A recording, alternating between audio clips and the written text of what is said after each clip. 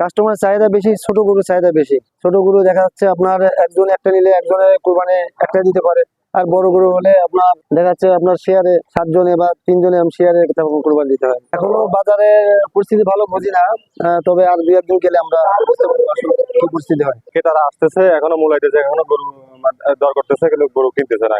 অতীতের তুলনায় এবারে গরুর চাহিদাও কম দেখতেছি, প্লাস হচ্ছে যে অনেক দেরিতে হাট বসছে। বিশেষ করে বড় গরুর চাহিদা বেশি, আর বড় গরুর দাম অনুযায়ী ঠিক আছে, কিন্তু যেগুলো আপনার মানে মধ্যম গরু ওগুলোর একটু দাম বেশি, সেটা দাম অনুযায়ী গরু সাইজটাও একটু ছোট হয়। সেই তুলনায় যারা একটু ছোট গরু দিয়ে কোরবানি করতে চাচ্ছে, বিশেষ করে আমাদের মতো, তাদের জন্য এটা একটু কষ্টসাধ্য হয়ে যায় আর কি।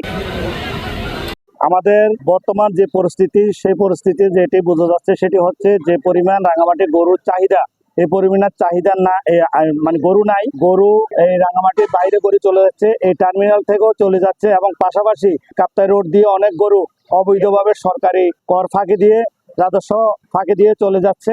এই কারণে গরু যতটুকু আছে ক্রেতা চাহিদা অনুযায়ী গরুর তেমন নাই। আর বড় গরু মোটামুটি আছে, মাঝারি গরু বেশি চাহিদা। সম্মানিত জেলা প্রশাসক এবং পৌর প্রশাসকের প্রতি অনুরোধ জানাচ্ছি যে রাঙামাটিবাসীর জন্য গরু বাহিরে না যাওয়ার জন্য পদক্ষেপ নেওয়ার জন্য।